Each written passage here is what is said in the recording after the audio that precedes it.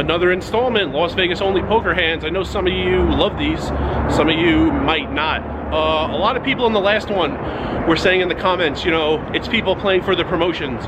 For one, if I could remember the casino, I'll mention it from now on, a lot of these happen at places without promotions. Also, even if there is a high hand going on, it makes no sense on the river to play like this. I understand someone flops trips and they just check the flop, check the turn. They want to see if they hit quads because quads will put them on the high hand board. But once you're on the river, you either hit the high hand or you didn't. And there's no more cards to come, there's no more streets. You could just bet accordingly and people still aren't. So I'm only really telling you the river action. And at that point, the high hand implications are done. So it's just people playing extremely passively. That's the point of these videos. But there's still plenty of money to make. I wouldn't be here if I couldn't make money playing poker. First one, 10-9-4, Queen 7. First player on the river checks. Only other player on the river in position checks back, top 2 pair, Queen 10. There was no flush, and he was up against Queen 4. So he definitely could have bet and gotten called by worse. But he chose to check it back. Jack 5-2, Ace 8. No flush. The nuts is the wheel. And what do you know? The player who bets the river and gets raised has the wheel. And he does not re-raise all in for $35 more.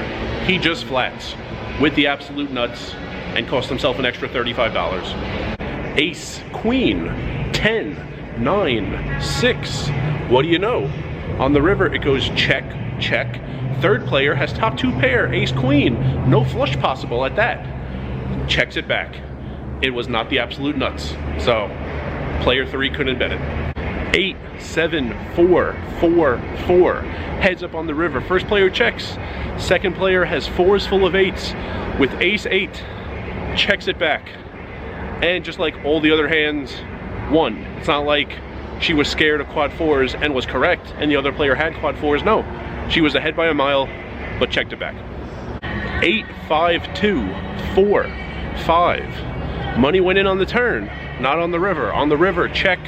Second player checks it back. Second player had Ace 3 because the wheel was the second nuts on the turn, but now loses to boats on the river and he didn't have quads, so he couldn't bet it.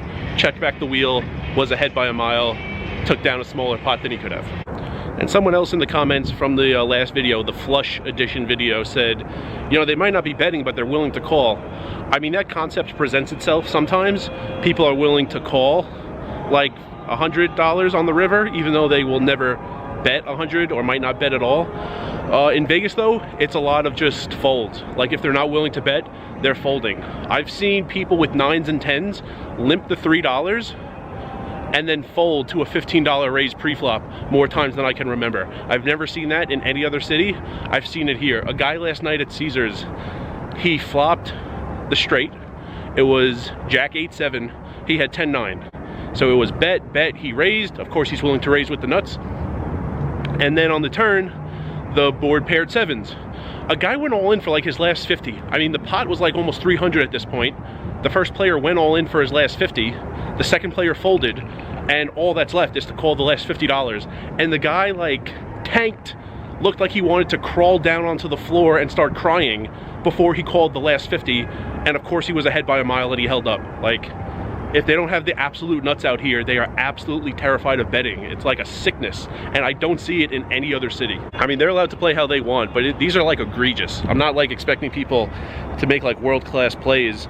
There are tons of world-class opportunities I have to make great plays, and I'm not that good, but these are like, I mean, if you know when it's your turn, if you're that familiar with poker that you know when it's on you, and like you know what the small blind and the big blind are, I don't get how you like tank for the last $50 into a pot that's going to be 400 with a straight just because it's not the absolute nuts. That like boggles my mind. And again, people are allowed to play however they want, but it does confuse me. That's one aspect of it. And it also confuses me why it only happens here. Like, I wouldn't make as big a deal of this if I saw this all the time in like Council Bluffs and Atlantic City and Baltimore and Milwaukee back in the day.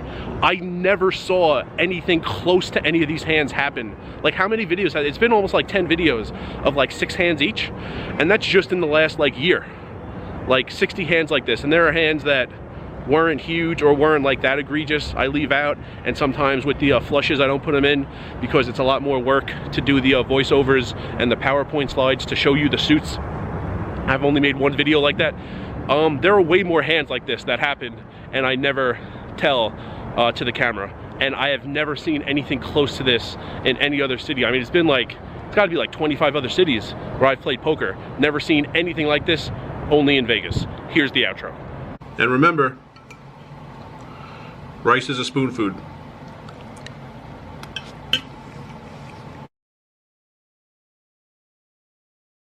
First one, 10, 9.